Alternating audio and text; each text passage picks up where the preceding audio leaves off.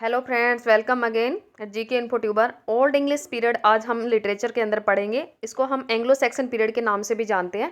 और मैंने कल आपको बताया था, इसके एजेस के बारे में बताया था कि कौन सा टाइम पीरियड है, वो कौन सी एजेस में रहा है। तो आज हम इसके बारे में थोड़ा सा डिटेल से पढ़ेंगे। बहुत ज़्यादा लंबा इसके बारे में पढ़ने की ज़रूरत नहीं है, क्योंकि ये इसके क्वेश्चन है वो बहुत कम बनते हैं एग्जाम में। फिर भी एक दो क्वेश्चन कुछ 1 मार्क्स में 2 मार्क्स में बनने की संभावना रहती है, तो हम उसको छोड़ेंगे नहीं। तो ओल्ड इंग्लिश पीरियड का टाइम है वो 450 से 1066 तक रहा। और इसमें सबसे पहले क्या हुआ था, एंग्लो सेक्सन इसको क्यों माना जाता है? क्योंकि एंग्लो सेक्सन है वो यूरोप के अंदर थे। और एंग्लो सेक्सन का मतलब एक एंग्लो थे, एक सेक्शन था और एक जूट, 3 टाइप्स के इसमें ट्राइब्स थे। और एंग्लो सेक्सन जो थे वो जर्मन टाइप की लैंग्वेज बोलते थे, जिसको वो ओल्ड इंग्लिश मानते थे। ओल्ड इंग्लिश टाइप की उनकी जर्मनिक लैंग्वेज थी, जिन्होंने क्या किया था, 5th सेंचुरी के अंदर ब्रिटेन में वो लोग घुस गए थे और वहाँ पर आकर के उन्होंने बसना शुरू किया था। और उन लोगों को हम क्या बोलते थे, जिन्होंने इंग्लैंड को जन्म दे दिया। और इंग्लैंड पे उनका जो राज है वो 5th सेंचुरी से लेकर के 11th सेंचुरी तक रहा, 1006 तक रहा। और ओल्ड इंग्लिश नाम की जर्मन लैंग्वेज वो बोलते थे।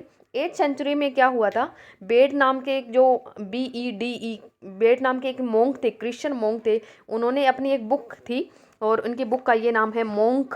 ये जो मोंक है, the ecclesiastical history of English people, इसके बारे में इन्होंने बताया कि जो इंग्लैंड है उसके अंदर 3 ट्राइब थे स्टार्टिंग में, एंगल्स, सेक्शंस प्लस जूट। तो एंगल है वो एंग्लन क्षेत्र से आए थे, जिनके नाम पे इंग्लैंड का नाम पड़ा था।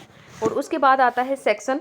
सेक्शन है वो जर्मनी और नीदरलैंड से के सेक्शनी क्षेत्र से आए थे, इसलिए उनको सेक्शन बोला जाता है। और जो जूट हैं वो डेनमार्क के यूटलैंड आइलैंड से आए थे, तो उनको जूट बोला जाता है। और इंग्लैंड में इनके आने से पहले जो केल्ट नाम की एक ट्राइब रहती थी, और वो अपने आप को ब्रिटोन कहलाते थे, ब्रिटोन उनको कहा जाता है। और धीरे धीरे उन्होंने क्या किया, जो एंग्लो सेक्शन थे उनके साथ और ब्रिटनों की आपस में लड़ाइयाँ होती गई। और एंग्लो सेक्शनों ने क्या कर दिया, ब्रिटनों को लड़ाई में धकेल करके बाहर निकाल दिया इंग्लैंड से, और उन्होंने अपना साम्राज्य है वो स्थापित कर दिया। और इसमें बहुत ज़्यादा इम्पोर्टेंट ये चीज़ नहीं है कि कौन यहाँ पहले आया था, कौन यहाँ बाद में आया था, लेकिन इसमें इम्पोर्टेंट है यहाँ के वर्क। जो वर्क हैं वो सबसे इम्पोर्टेंट है। लिटरेरी पीसेस कौन कौन से हैं यहाँ पे, तो सबसे पहले आता है हमारा बियोवुल्फ। सबसे पहला एपिक है ये, 3182 लाइनों का एपिक है ये, जो हमारा बियोवुल्फ है। इसके मतलब राइटर का नाम हमें नहीं पता, क्योंकि ये एक ही मैन्यूस्क्रिप्ट ऐसी थी जो पूरी तरह बच पाई। बाकी के जो मैन्यूस्क्रिप्ट है वो जला दी गई और उनका टुकड़ों में मिली है वो, लेकिन ये है वो पूरी की पूरी मिली है। इसको इंग्लैंड का नेशनल एपिक भी माना जाता है। और 3182 लाइनों में इसको लिखा गया है। और सबसे लॉन्गेस्ट कह सकते हैं आप इसको, मोस्ट इंपॉर्टेंट वर्क कह सकते हैं एंग्लो सेक्शन पीरियड का। तो सबसे ज़्यादा क्वेश्चन में यही पूछा जाता है कि बियोवुल्फ के राइटर कौन है, तो आपको एनोनिमस ही लिखना है कि कोई नहीं है, कुछ पता नहीं है इसके बारे में। ये एक हीरोइक पोइम है और इसकी लाइनें अगर पूछी जाए तो 3182 लाइन्स के अंदर इसको लिखा गया है। और उसके बाद में आता है सीफेरर। और सीफेरर है वो भी इसके अंदर लिखा नहीं गया है, उसका नाम मैं लिखना भूल गई। तो इसमें आता है C और FARER, ये भी है। ये भी एक क्या है, एलिजी टाइप का वर्क है। और इसकी लाइनें कितनी है, 124 लाइनों के अंदर इसको लिखा गया है। और ये एक ओल्ड सेलर की कहानी है, जो अपने पास्ट के बारे में सोचता रहता है, स्ट्रगल के बारे में सोचता रहता है, अपनी हार्डशिप क्या आती है रास्ते के अंदर उसके बारे में सोचता रहता है वो। तो ये एक वर्क है, एलिजी टाइप का वर्क है, 124 लाइनों का वर्क है। तो ये भी ओल्ड इंग्लिश टाइम का वर्क है। उसके बाद आता है द वेंडरर।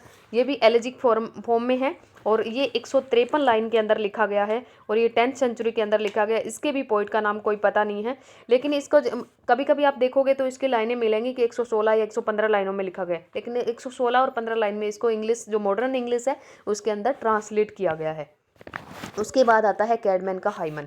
जो कैडमैन का हाइमन है, कैडमैन और काइनेवोल्फ है, वो 2 इम्पोर्टेंट पोइट माने जाते हैं इस एज के। तो कैडमैन जो हाइमन नाम की एक छोटी सी पोइम लिखी है, और वो कौन सी 7th सेंचुरी के अंदर इसको लिखा है कैडमैन ने हाइमन को। और ये भगवान की प्रेज के अंदर सबसे छोटी सी एक पोइम लिखी है, गॉड की प्रेज के लिए लिखा है इसको। उसके बाद आता है मोंक वेनरेबल बेड से एक्लेस्टिकल हिस्ट्री ऑफ इंग्लिश पीपल। ये वही वर्क है जिसके अंदर इंग्लैंड के अंदर कौन कौन से ट्राइब्स रहते थे, इंग्लैंड के अंदर कितनी ट्राइब्स रहती थी और कहाँ से आई थी, वो सब इसके बारे में इन्होंने बताया है। तो ये एक मोंट थे और इनका नाम बेडे था।